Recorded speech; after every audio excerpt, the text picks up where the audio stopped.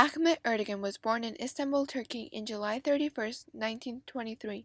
He came to the U.S. in 1935 with his family after his father Munir Ertegun, who was close friends with Kemal Ataturk, the founder of modern Turkey, became the new Turkish ambassador to the U.S. However, before that he had lived in places like Switzerland, France, and London.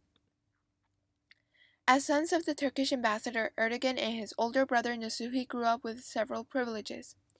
They attended the best schools and met various political people due to their father's political connections, but to them their greatest education was at the Howard Theater in the African American district of Washington, D.C.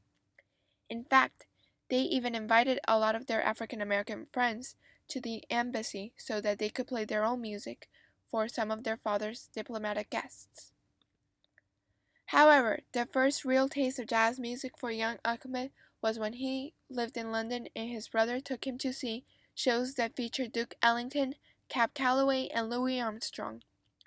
These were the major components that would later shape his life. Ertegun was so inspired by jazz that he and his brother had a collection of more than 20,000 records. After his father died and the rest of the family, except for his brother Nasuhi, went to Turkey, Ertegun decided to stay in the U.S. and went to Georgetown University. There he met a dental student and A&R man by the name of Herb Abramson. Abramson and his wife Miriam had the same taste in music as Ertegun did. So they all decided to make a record label that included black music and the music that they would want to buy. Thus, in 1947, Atlantic Records was born. Ertegun took a $10,000 loan from the family dentist, Dr. Vadi Sabit, and with this money he and the Abramsons started to search for artists and sound engineers to commence production. With the help of sound engineer Tom Dowd, who worked as an engineer for the Manhattan Project, both Dowd and Ertegun came to create the classic Atlantic sound. In 1953, Herb Abramson was drafted in the Army, so Ertegun began to search for his temporary replacement, and he found the perfect candidate in Jerry Wexler.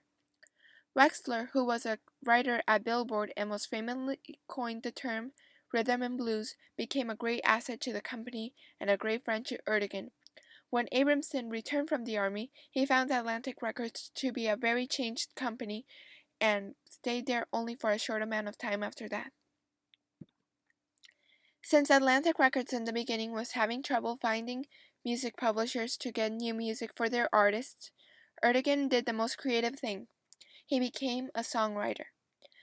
So to not dishonor his family name, he used the pseudonym A. Nagatri.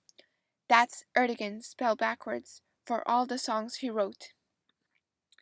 While the Motown era is what most people think of the 1960s, Atlantic Records was also very influential in the music scene, with icons such as Percy Sledge, Otis Redding, and Aretha Franklin.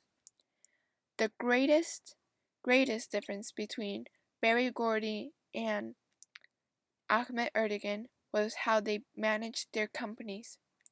While Gordy controlled all of the creative aspects of the artists who were in his label and didn't allow many of them to sing the songs that they wanted or in the styles that they really, truly wanted, Ertegun didn't.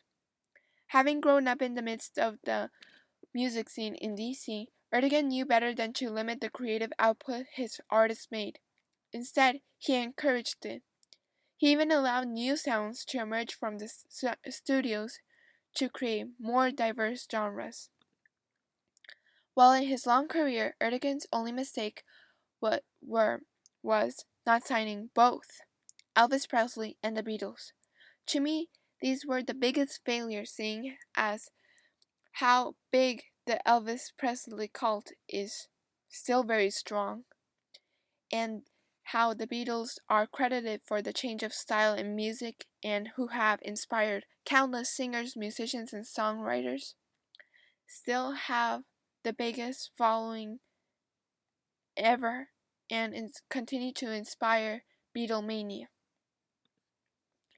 However, his great successes far outweigh his failures in that he is credited for putting new genres of music out there into mainstream popular culture.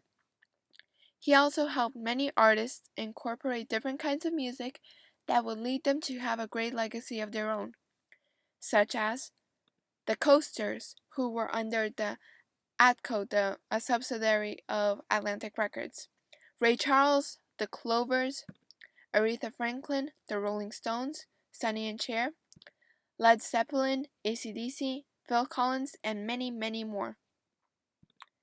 To me, the greatest qualities of leadership that Ahmet Ertegun exhibited was that he always stayed connected to the music and knew what was emerging in the youth of America, and took risks on different kinds of singers, bands, and genres.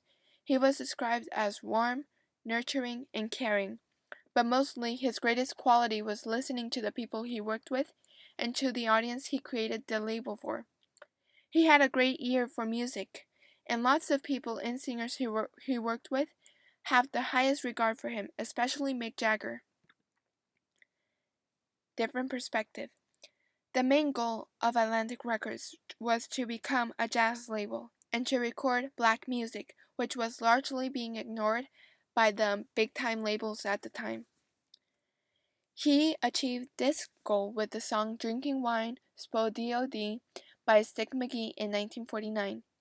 His music also paved the way for the civil rights movement, and he actually encouraged that since he knew what it felt to be discriminated against because of his own Muslim beliefs. So he encouraged all the African American artists to reconnect with their roots. Even until the day when he could no longer lead Atlantic Records due to illness, he always stayed in touch with the music and always had that fresh perspective that he, as a boy, always had. It is a great life, this life of music. Ahmet Ertegun, 1923 to 2006. Thank you very much.